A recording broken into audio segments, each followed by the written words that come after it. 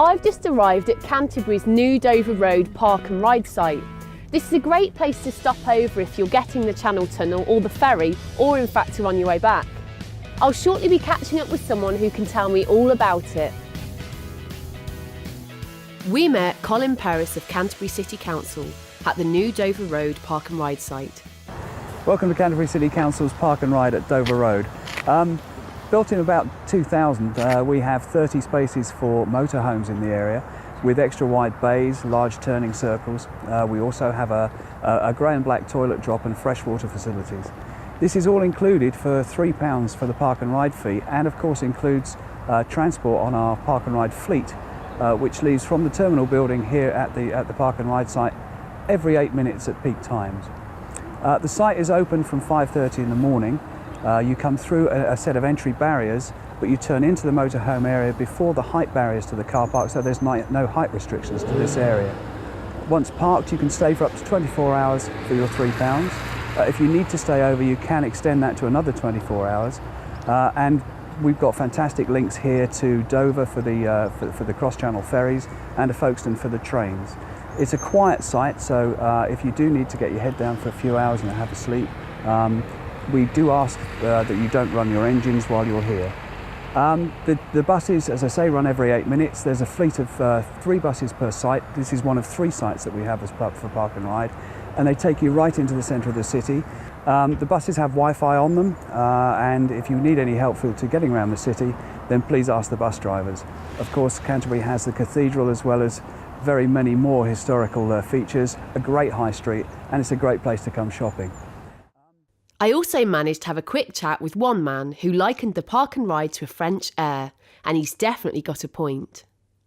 We're here at the Canterbury Air de Camping Car, which is about half an hour away from Dover, just off the main road into London. We're driving up from Spain and decided to stop over here after coming off the ferry. We're on our way up into the northwest, and it makes a very welcome break. It's a very clean and well-run place with all the facilities you require, very easy to find, and we're very pleased to have used it tonight. Thank you. Canterbury is popular with visitors who flock to see the cathedral, and if you want to park in the city centre, that's no problem at all. We headed to the coach park, which has plenty of bays for motorhomes. Parking here will cost £10 for 12 hours. For those who want to stay further out of the city and in the countryside, the tranquil setting of Cobb's Meadow will definitely appeal. There was some cute sheep there when we popped by. There's hookups and space for 5 vans in this rural location, but no facilities, so you'll need to be self-sufficient.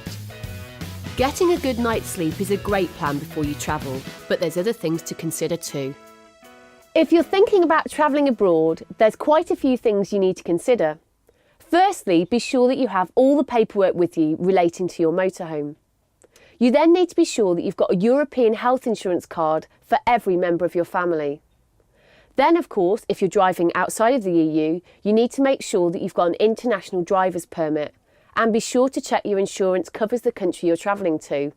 Now finally, and last but no means least, you must remember to take one of these for all members of your party, and that even includes babies. Make sure you've got beam deflectors fitted and a nationality plate, and that will include the letters GB. It's also a really important idea to have a kit such as this. So this includes things like a warning triangle, high-vis vest, breathalyzers, spare bulb kit and a first aid kit in case there are any accidents. Now it's worth noting that of course this doesn't cover everything you may or may not need legally when travelling to a different country, so be sure to check before you travel. In some countries, it's a legal requirement to carry snow chains. And you might also want to check about the toll roads that you're travelling on. Of course, this can add an extra cost to your holiday budget, so don't get caught out. Also, if you're in Germany, you might want to consider staying in a motorhome-friendly Stellplatz, which is a bit like the airs that they have in France. Both of these can be great ways to travel and keep your costs down. It's absolutely crucial that you know your limits, and by that I mean the speed limits, and of course these vary depending on what country you're travelling in. You also need to be aware that this will depend very much on the size of your motorhome and also whether you're towing or not. The advice generally, if you are towing a small car behind you, is to actually tow it on a trailer, but you must check all these things before you travel. It can be also useful to have an up-to-date phrase book with you, so you know that if you get lost you can at least converse with the locals and ask for directions. If you're travelling abroad this year, I hope you'll now see just how easy it is to extend your holiday by making a stop off in the UK either before or after you come back. It's such a great way to really enjoy the journey as much as you'll enjoy the destination.